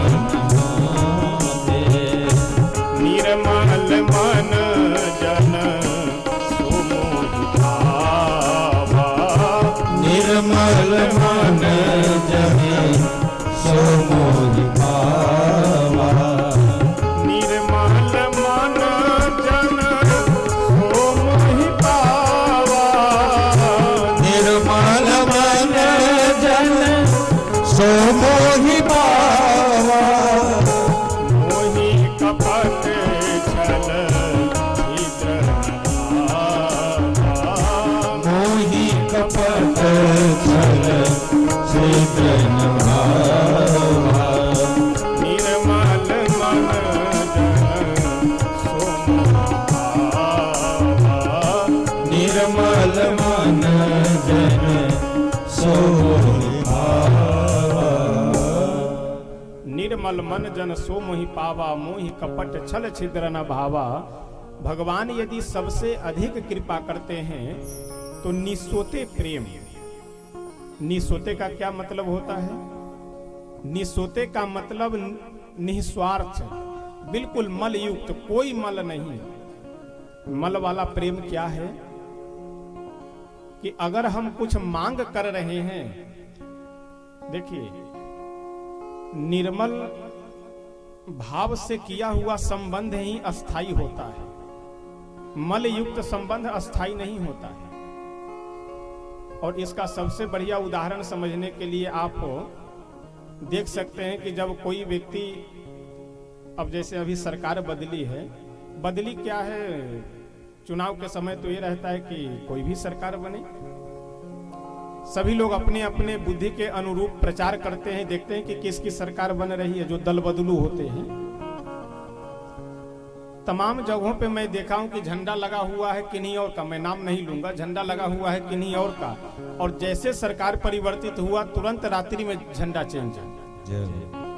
सुबह जब आप जा करके देखेंगे तो जिसकी सरकार उसे, जिस पार्टी की सरकार उसी के सदस्य, और सदस्य क्या पदाधिकारी। यह प्रेम जो है ये क्षणभंगुर मल वाला प्रेम है। तो ऐसे दल बदलुओं का पार्टी में उतना सम्मान भी नहीं, मजबूरी बस भले व्यक्ति उपयोग कर ले वो अलग की बात है, लेकिन वो सम्मान नहीं होता है कि जो सम्मान होना चाहिए। उसी तरह से संसार के कोई भी संबंध हो, यदि वह संबंध स्वार्थ से किया गया है तो वह अस्थाई नहीं हो सकता है, और सम्माननीय संबंध भी वह नहीं हो सकता है। संबंध तो वही सराहनीय है जिसमें कोई स्वार्थ न हो। श्री मनु जी महाराज के मन की इस बात को, जिज्ञासा को रखने के लिए प्रभु एक कल्प में श्री राम अवतार ग्रहण करते हैं, और यही मनु शत्रुपा जी दशरथ कौशल्या जी बनते हैं, और प्रभु उनके पुत्र श्री राम जी के रूप में अवतरित होते हैं। अगले कल्प का प्रसंग सुनाते हुए भगवान भोले शंकर प्रताप भानु का प्रसंग बहुत बढ़िया सुनाते हैं, और उसके बाद बहुत सुंदर वर्णन करते हुए गोस्वामी तुलसी बाबा लिखते हैं कि इस धरा धाम पे जब जब पाप अपराध आदि की वृद्धि होती है तब प्रभु अवतार ग्रहण करते हैं।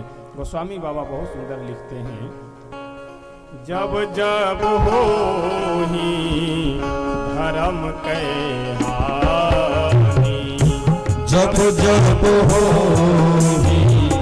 धर्म के हानि, जब जब हो धर्म के हानि, जब जब हो धर्म के हानि, बाढ़ नहीं असुर अधम अभिमानी, बाढ़ नहीं असुर अधम अभिमानी, तब तब प्रभु धरी विविध शरीरा, तब तब प्रभु धरे विघ्न शरीरा, हरहि कृपा निधि सज्जन मीरा, हरहि कृपा निधि सज्जन पीरा। गोस्वामी बाबा कहते हैं कि जब जब हो ही धर्म कै हानि, बाढ़ ही असुर अधम अभिमानी। जब जब धर्म की हानि होती है, असुरों की वृद्धि होती है, तब तब प्रभु इस धराधाम पे आते हैं, अवतार लेते हैं और अधर्मियों का नाश करते हैं और धर्मात्माओं का विकास करते हैं। इस चौपाई में एक बहुत सुंदर शब्द आ रहा है, असुर। असुर का मतलब क्या है? राक्षस। और असुर शब्द पे यदि आप विचार करेंगे तो बहुत सुंदर एक भाव आपको समझ में आएगा। जैसे कई बार ढोलक आदि को जब बजाया जाता है तो लोग कहते हैं ना कि भाई पहले ढोलक को सही कर लो, ढोलक तुम्हारा सुर में नहीं है। ये दोनों बच्चों को पीछे कीजिए, भगाओ इसको पीछे भगाओ।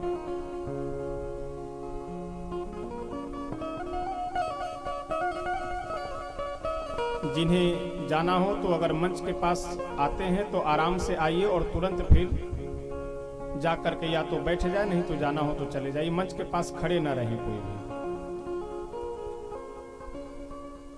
सुर कहते हैं देवताओं को। सुर माने देवता और असुर माने राक्षस। हारमोनियम हो, तबला हो, ढोलक हो, इसे बजाने से पहले व्यक्ति मिलाते हैं ठोक पीट करके। क्या करते हैं? तो सुर में मिला रहे हैं। यानी बाजे को यदि सुर में नहीं मिलाया जाए तो बेसुरा हो जाएगा, जिसे असुर कहते हैं। हमारे आपके पास भी आंख, कान, मुख, ये सब क्या है? ये सब बाजा है। यदि यह सुर में है तब तो हम देवता हैं। और देखिए, लोगों के मन में एक यह संदेह रहता है, यह एक प्रश्न रहता है कि राक्षस कौन है? जिनके सिंग निकले हुए हो, जिनके दांत बड़े बड़े हो, वही राक्षस है। ऐसी बात नहीं है। यदि हम मनुष्य हैं लेकिन हम में स्वभाव गुण यदि राक्षस वाला है तो हम मनुष्य होते हुए राक्षस हैं। हम भले ही मनुष्य हैं लेकिन यदि हम में देवताओं वाला यदि गुण है तो हम मनुष्य होते हुए भी देवता हैं। अब कैसे हम राक्षस हैं और कैसे देवता हैं यह मैं आपको बताता हूं। यदि आंख से आप वही देख रहे हैं जो देखना चाहिए तो आपका आंख रूपी बाजा जो है सुर में है, और यदि आंख रूपी बाजा सुर में है तो आप देवता हैं। और आंख से आप वह देख रहे हैं जो नहीं देखना चाहिए तो आपका आंख रूपी बाजा सुर में नहीं है। इसका मतलब आप असुर हैं, और असुर यानी राक्षस हैं। यदि कान से आप वही सुन रहे हैं जो आपको सुनना चाहिए तो आपका कान रूपी बाजा सुर में है, और कान से वह सुन रहे हैं जो नहीं सुनना चाहिए तो आप असुर हैं। और हम लोगों को सबसे अधिक आनंद किस काम में आता है? यदि सुनने में भगवान की कथा हो या कहीं नाम संकीर्तन हो या कोई इस तरह की अगर आध्यात्मिक बात है तो वहां तुरंत मन उबने लगता है। और किसी की यदि निंदा हो रही हो तो बड़े प्रसन्न से। और बताइए इसके बाद क्या हुआ? जैसे बात पूरी समाप्त हो जाए और इसके आगे वाली बात बताए, पीटा गया कि नहीं पीटा गया वो, यानी किसी की निंदा हो रही हो, किसी के पीटने पिटाने की बात हो, देखिए कितने आनंद से हम लोग सुनते हैं। लेकिन आप सब वैसे नहीं हैं, आप सब अच्छे हैं, क्योंकि आपकी बात मैं बलिया में जा करके करूंगा, क्योंकि अप्रैल में फिर बलिया में कथा वहां, क्योंकि अभी कल और कथा करनी है, कल कथा करके शांति से जानी भी है, तो इसलिए आपकी यहाँ पे बड़ाई ही बड़ाई, कोई समस्या नहीं, आपकी समस्या मैं बाहर बताऊंगा जाकर। अच्छा, यहाँ कई भक्त हमको लगते हैं रामचरितमानस का पाठ करते हैं, कितने लोग पाठ करने वाले हैं, जरा हाथ उठाइए तो। क्योंकि मैं देखता हूं कई बार बोलते हुए चौपाई, इसलिए कह रहा हूं कि अगर चौपाई यदि आप बोल रहे हैं इसका मतलब पाठ करने वाले हैं, और नहीं करने वाले हैं तो मैं निवेदन यही करूंगा और व्यास गद्दी से आपसे प्रार्थना करूंगा कि आप अवश्य रामचरितमानस का 10 मिनट पाठ कीजिए। और देखिए, विडंबना है हमारे समाज की, किसी भी मुस्लिम समुदाय का अगर व्यक्ति है तो चाहे भले ही उसको कितना भी खर्च करना पड़े, कितनी समस्याओं को उसे झेलना पड़े, लेकिन अपने घर में कुरान आदि उर्दू पढ़ाने के लिए अवश्य किसी न किसी व्यक्ति को वह बुलाता है। लेकिन हमारे यहाँ संस्कृत को तो बहुत दूर छोड़ दीजिए, एक रामचरितमानस जिसको साधारण से व्यक्ति आसानी से पढ़ सकते हैं, वह रामचरितमानस दिखाई भी नहीं देता है घरों में। और हद तो तब हो जाए, एक परिवार की बात बतावे आपसे, वहां श्री रामचरितमानस की कोई बहुत आवश्यकता पड़ गई थी, मेरे पास उस समय उपलब्ध नहीं थे, क्योंकि अलग कहीं रखा हुआ था। हमने कहा कि आपके घर में रामचरितमानस है? बोले हाँ है। अब पता लगा कि रामचरितमानस खोजने में 2 घंटा लगा, और मिला भी किस जगह पे, किसी अलमारी में नहीं, वो अंग्रेज के जमाने वाला जो लकड़ी की पहले वो पेटी जो बनती थी, लकड़ी का बक्सा, वही कम से कम 50-60 वर्ष 100 वर्ष पुराना एक बक्सा था। वो शायद उनके किन्हीं शादी विवाह में किन्हीं को दहेज में मिला हुआ होगा। उस बक्से में केवल कबार रखे हुए थे, और कबार में सबसे नीचे रामचरितमानस दबा हुआ था, उसके ऊपर जूता चप्पल और दुनिया भर के अक्रम बक्रम सब जो है वो पड़ा हुआ है, और सबसे नीचे रामचरितमानस। यह तो विडंबना है हमारे समाज की। तो इसलिए मैं निवेदन करूंगा कि अगर परिवार में शांति और संस्कार आप चाहते हैं तो श्री रामचरितमानस अवश्य रखिए, और आप चाहेंगे तो पढ़ सकते हैं, क्योंकि ऐसा कोई भी व्यक्ति नहीं जिसके पास समय ना हो दूसरे की निंदा सुनने के लिए, चाय के दुकान पे बैठ करके आए बाएं साएं बकने के लिए। हमारे पास समय है, बस कथा सुनने के लिए, रामचरितमानस पढ़ने के लिए, मंदिर में जाने के लिए हमारे पास समय नहीं है। तो ये सब केवल कहने की फालतू की बातें हैं कि हमारे पास समय नहीं है। आप अवश्य समय निकालिए और 10 मिनट श्री रामचरितमानस पढ़िए। भोले बाबा कहते हैं कि देवी पार्वती, इस संसार में राक्षस वह नहीं है कि जिसका शरीर बहुत बड़ा हो, राक्षस वह नहीं है कि जिसके आंख बड़े बड़े हो, दांत निकले हुए हो। राक्षस कौन है, असुर कौन है?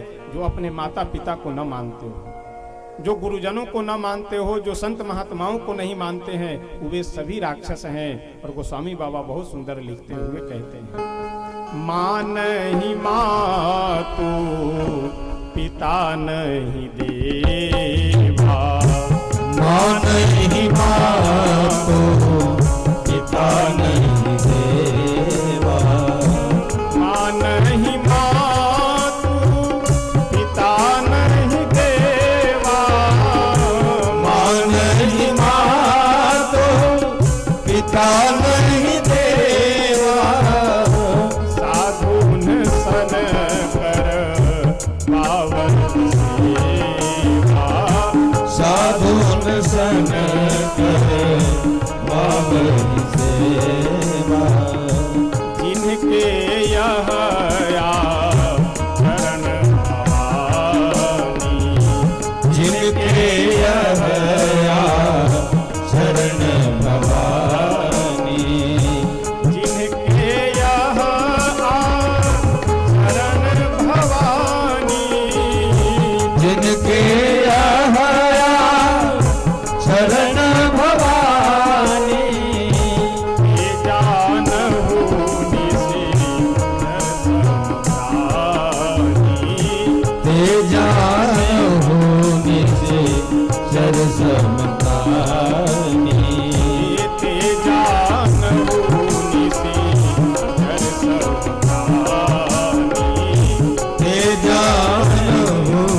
से सरसम प्राणी। भोले बाबा बोले कि माँ नहीं मातु पिता नहीं देवा, साधु न सन करवा वही सेवा। जो माता पिता को न मानते हो, जो गुरुजनों को न सम्मान करते हो, जो संत महापुरुषों से अपने से बड़े बुजुर्गों से सेवा करवाते हो, वह क्या है, मनुष्य होते हुए भी राक्षस है। कई बार मैं देखता हूं कि अब तो थोड़े विशिष्ट पद पे हो गए इसलिए हमसे नहीं कहते हैं, नहीं तो जब अपने गुरुद्वारे में मैं रह करके स्वाध्याय करता था तो तमाम लोग आते थे, प्रणाम महाराज प्रणाम, प्रणाम भी करते, लेकिन जैसे बैठते वैसे बोलते कि थोड़ा एक गिलास पानी पिलाइए। अब आप आश्रम में आए हैं तो खुद जा करके नहीं पी सकते।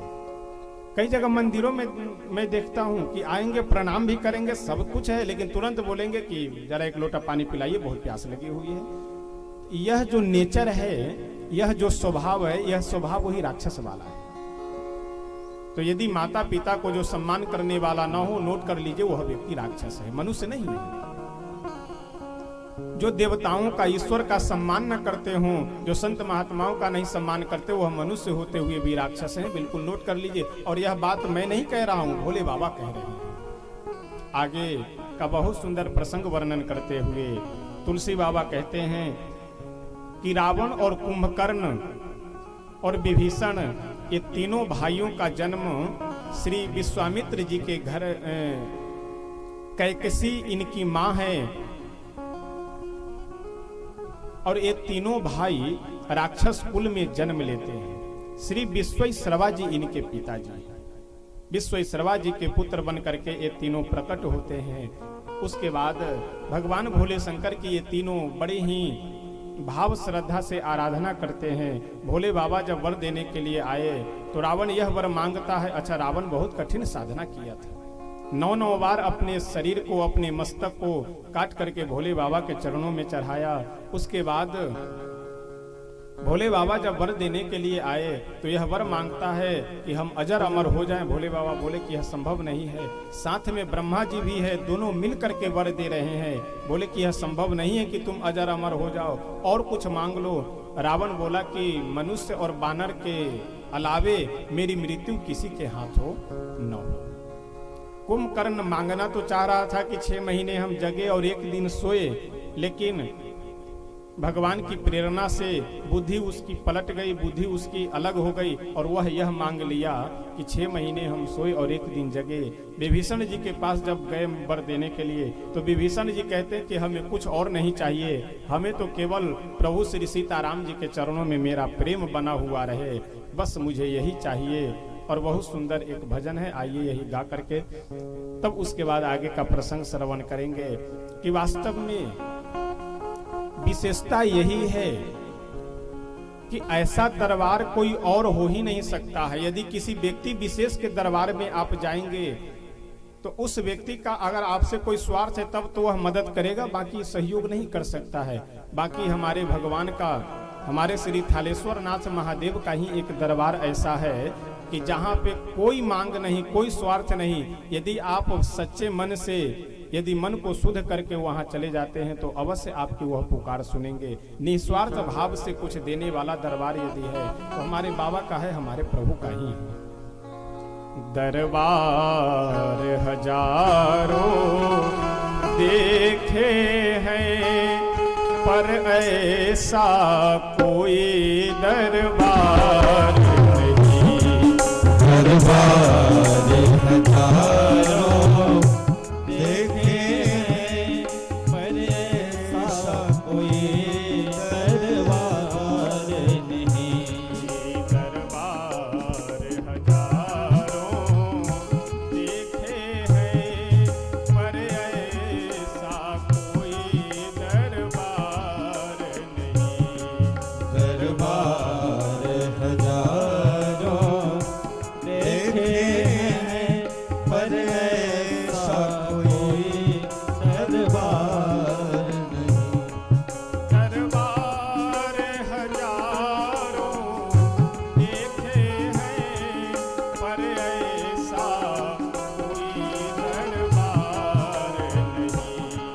दरबार हजारों देखे हैं पर ऐसा कोई दरबार नहीं।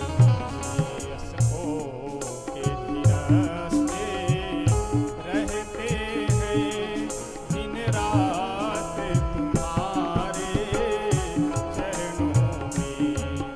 अर्शों के फरिश्ते रहते हैं दिन रात तुम्हारे चरणों में। दरबार हजारों देखे हैं पर ऐसा कोई दरबार नहीं।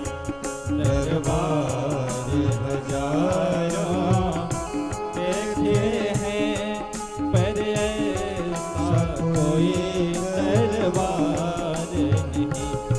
अगली पंक्ति में संत कहते हैं कि हम लोगों को यदि कुछ मांगना हो तो संसार के लोगों के सामने न जाकर के प्रभु के सामने जाकर मांगना चाहिए, क्योंकि वह निस्वार्थ भाव से बिना व्यंग किए बिना उपहास किए आपकी समस्या को सुनेंगे, और संसार के लोगों के सामने आप अपनी समस्या बोलेंगे तो वह आपका मजाक उड़ाएगा, व्यंग करने का प्रयास करेगा। इसलिए संसार के सामने नहीं, भगवान के सामने मांगिए। दुनिया से भला हम क्या मांगे, दुनिया से भला हम क्या मांगे।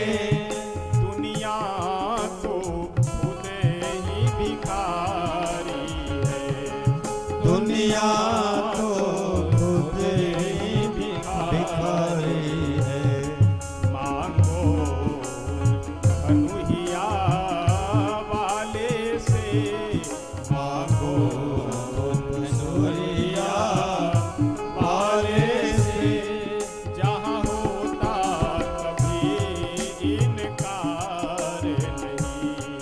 मांगो तो बसुरिया वाले से जहाँ होता कभी इनकार नहीं। दरबार हजारों देखे हैं पर ऐसा कोई दरबार नहीं।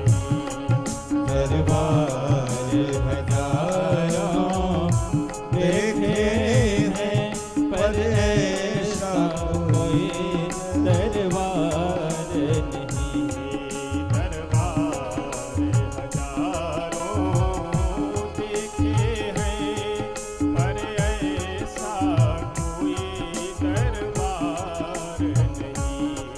दरबार हजारों देखे हैं पर ऐसा कोई दरबार नहीं। दरबार हजारों देखे हैं पर ऐसा कोई दरबार नहीं। श्री सीताराम नाम भगवान की जय हो। दरबार हजारों देखे हैं पर ऐसा कोई दरबार नहीं। निस्वार्थ भाव से देने वाले, बिना दिखावा किए हुए देने वाले यदि कोई है तो हमारे श्री सीताराम जी हैं, हमारे श्री भोले बाबा हैं। बाकी संसार के लोग तो ऐसे विचित्र हैं कि आप कभी कभी फोटो देखे होंगे, किसी हॉस्पिटल में किसी मरीज को एक केला देते हैं और कम से कम 10 लोग हाथ पकड़े हुए रहते हैं। ऐसे महादानी लोगों के इस फोटो को देख करके तो बेचारे हरिश्चंद्र और राजा बलि भी शर्मा जाते होंगे। एक केला और कम से कम हाथ पकड़े हुए हैं, दान कर रहे हैं 10 लोग। अरे क्या मतलब है ये दिखावा करने से? तो इसलिए संसार के लोग तो यदि कुछ देंगे भी तो दिखावा करके देंगे। अगर बिना दिखावा किए हुए देने वाले हैं तो कोई हमारे श्री ठाकुर जी हैं। रावण, कुंभकर्ण, विभीषण जी तीनों भाई वर मांग करके लंका को अपनी नगरी बनाए और वहीं रह करके गोस्वामी बाबा कहते हैं कि भुजबल विश्व बस करे राखे से कौन स्वतंत्र मंडलीक मणि रावण राज करई निज मंत्र। अपने मन से रावण राज्य करने लगा चारों तरफ, चाहे देवता हो, ऋषि मुनि हो, चाहे आम जनमानस हो, किसी को भी शांति से वह बैठने नहीं दे रहा है। उसके आतंक से परेशान होकर के सभी देवता ब्रह्मा जी के पास गए और जाकर के बोले कि पितामह, रावण को वध करने का जो उपाय हो वह उपाय आप जल्दी बताइए, वह कार्य किया जाए। गोस्वामी तुलसी बाबा लिखते हुए कहते हैं, विश्वामित्र श्री ब्रह्मा जी जब यह सुने देवताओं की करुण वेदना, तो सब मिल करके, भोले बाबा भी उसमें साथ में है, सब आपस में विचार करने लगे कि भगवान कहाँ मिलेंगे। कोई बोला चला जाए बैकुंठ, कोई बोला चला जाए क्षीर सागर, कोई बोले कि यहाँ मिलेंगे वहाँ मिलेंगे। लेकिन भोले बाबा का जब नंबर आया बोलने का, तो भोले बाबा कहते हैं, तेही समाज गिरिजा मैं रहे अवसर पाई बचन एक कहे। भोले बाबा बोले कि हे गिरिजा, हे देवी, उस समाज में मैं भी था। जब मेरा नंबर आया बोलने का, तो हमने कहा कि हरि व्यापक सर्वत्र समाना, प्रेम ते प्रकट हो ही मैं जाना। इस चौपाई में एक बहुत सुंदर हम लोगों का समाधान है। जैसे कभी भी किसी प्रसंग पे यदि बैठक हो रहा हो विचार विमर्श करने के लिए, तो वहां बात तब बिगड़ जाती है जब हम अपना विचार रख करके और हम यह कहते हैं कि नहीं, जो हम कह रहे हैं यही सत्य है। अब यहाँ गंभीरता से आपको विचार करना होगा कि जब हम यह कहते हैं कि यह ही सत्य है, वहां बात बिगड़ जाती है, और जब हम यह कहते हैं कि यह भी सत्य है, वहां बात बन जाती है। इन दोनों वाक्यों में आप समझे आप लोग, एक वाक्य में ही है और दूसरे में भी है। ही का जब हम लोग प्रयोग करते हैं तो यह होता है कि जो हम कह रहे हैं वह सत्य है, बाकी सब झूठ है। और जब हम भी शब्द का प्रयोग करते हैं तो उसमें यह हो जाता है कि जो हम कह रहे हैं यह भी सत्य है और आप लोग जो कह रहे हैं वह भी सत्य है। ये जितने भी देवता अपने अपने विचार रख रहे थे, ये सब एक स्वर से कहते थे कि नहीं नहीं, भगवान बैकुंठ में ही मिलेंगे और कहीं नहीं मिलेंगे, इसलिए बात बिगड़ रही थी। और जब भोले बाबा यह बोले कि देखो भाई, आप सब जो भी लोग विचार अपना रख रहे हो सब ठीक है, लेकिन मेरे विचार से हम जहां हैं वहीं अगर प्रभु को पुकारते हैं तो प्रभु हमें यही दर्शन देने के लिए अवश्य आ जाएंगे। और सभी मिलकर के भगवान श्री नारायण की स्तुति करते हैं प्रेम से, और स्तुति से प्रसन्न होकर के प्रभु आकाशवाणी के द्वारा सबको आश्वस्त करते हैं कि आप सब धैर्य धारण कर करके रखें, बहुत जल्दी मैं अवतार लेने वाला हूँ। और सभी देवता बानर के रूप में ब्रह्मा जी के कहने से इस पृथ्वी पे आकर के प्रतीक्षा करते हैं प्रभु की। अब सभी देवताओं को प्रतीक्षा करने दीजिए और अपने वाणी को यहीं पे श्री थालेश्वर नाथ महादेव के चरणों में विराम देते हैं। आइए प्रेम से हम सब स्तुति करते हैं, उसके बाद फिर संकीर्तन करेंगे। कथा आगे चलेगी कि विराम कर दें?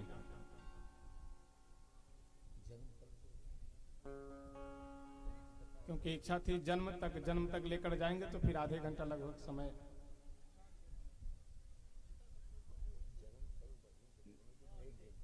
कोई दिक्कत नहीं है?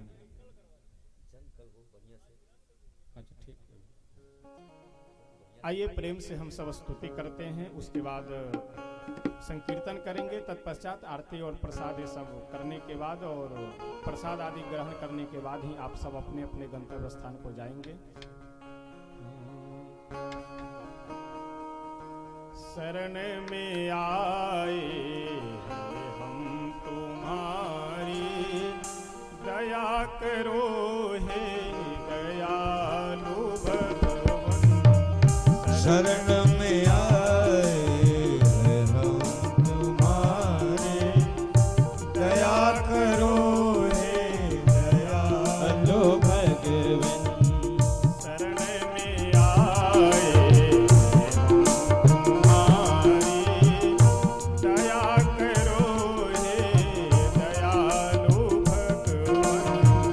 शरण में आए हम तुम्हारे, दया करो हे दयालु भगवान। सुधारो बिगड़ी दशा हमारी, दया करो हे दयालु भगवान।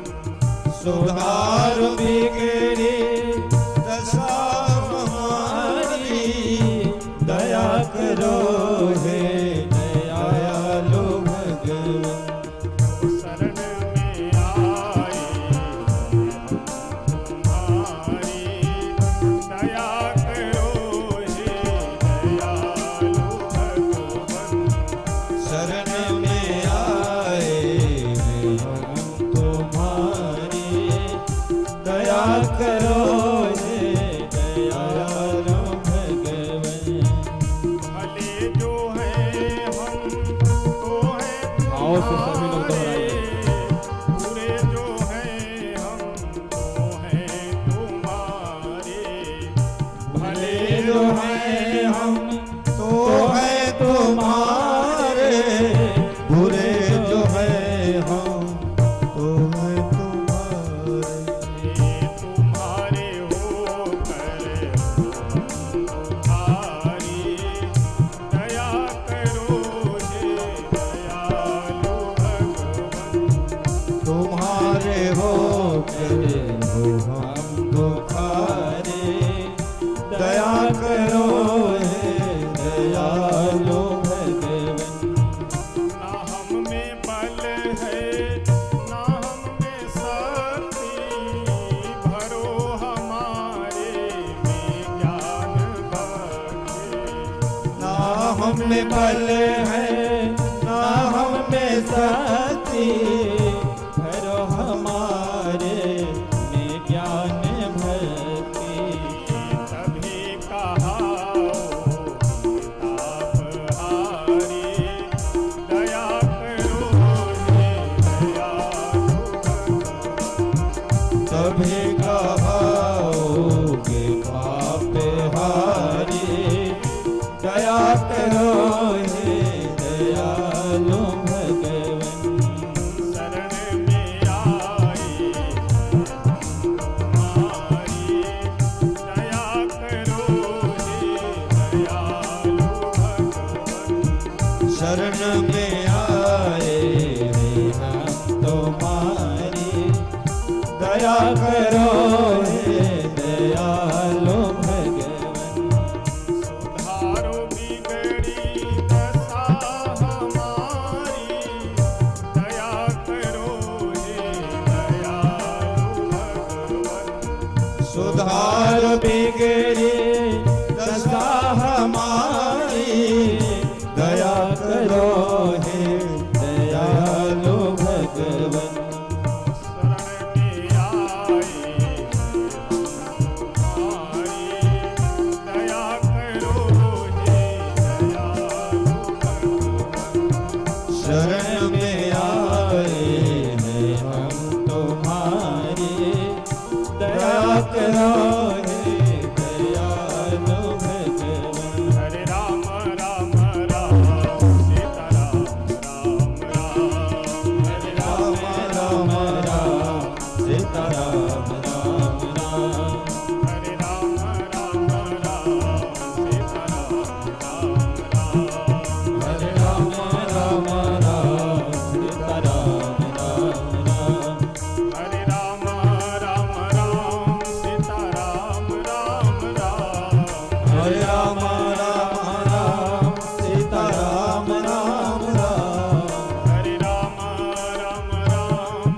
राम राम राम। हरे राम राम राम सीता राम राम राम।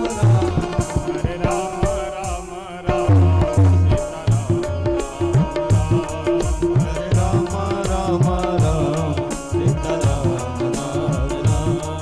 हरे राम राम राम सीता राम राम राम। हरे राम राम राम सीता राम राम राम।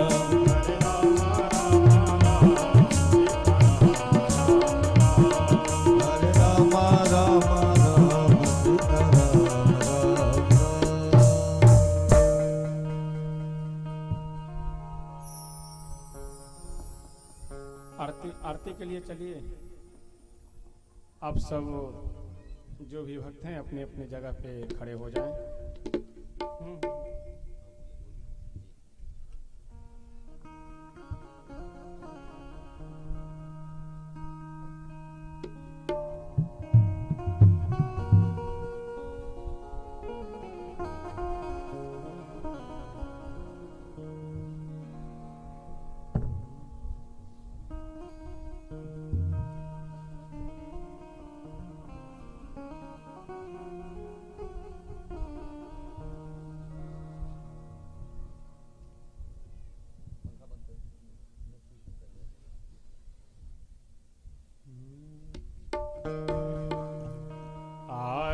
गावत श्री रामायण जी की कीरत कलित सिया पीती।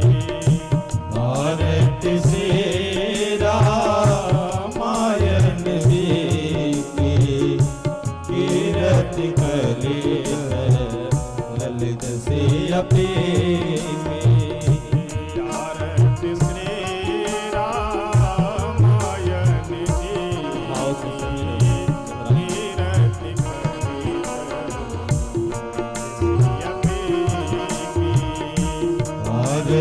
श्री रामायण जी की कीरत कलित ललित से अपीती।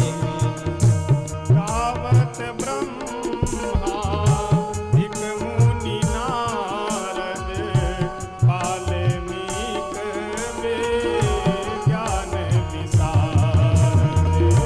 गावत ब्रह्मा दिक मुनि नारद वाल्मीक ज्ञान विशारद। सुख सनकादि शेष अरुसारद परनि पवन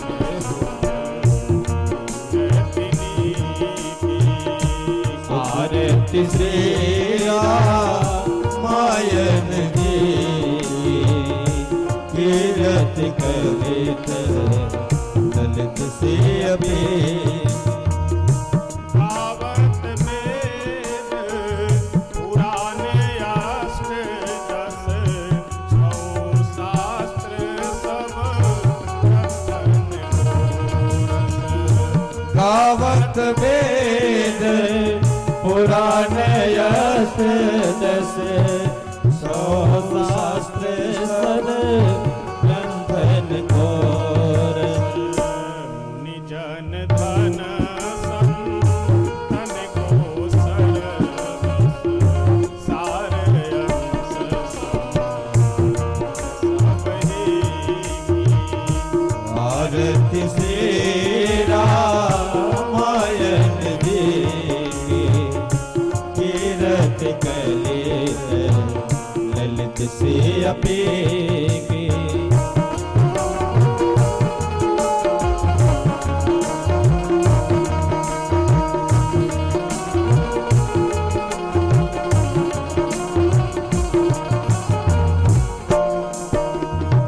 गावत संतत शंभु भवानी अरुभट संभव मुनि विज्ञानी। गावत संतत शंभु भवानी अरुघट संभव मुनि विज्ञानी। व्यास आदि कवि बरज बखानी काग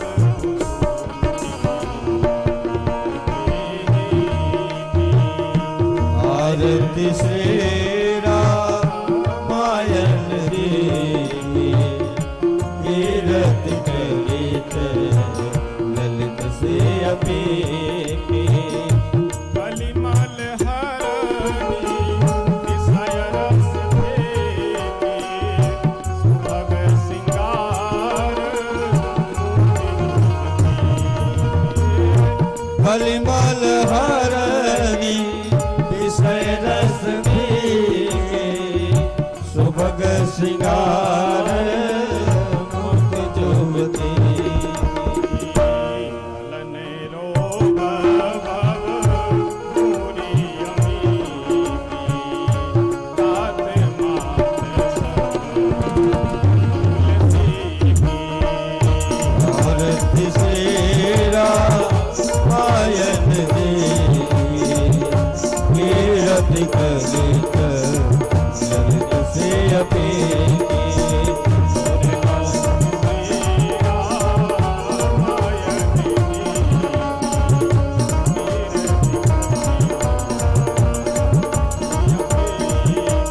कर्पूर गौरम करुणा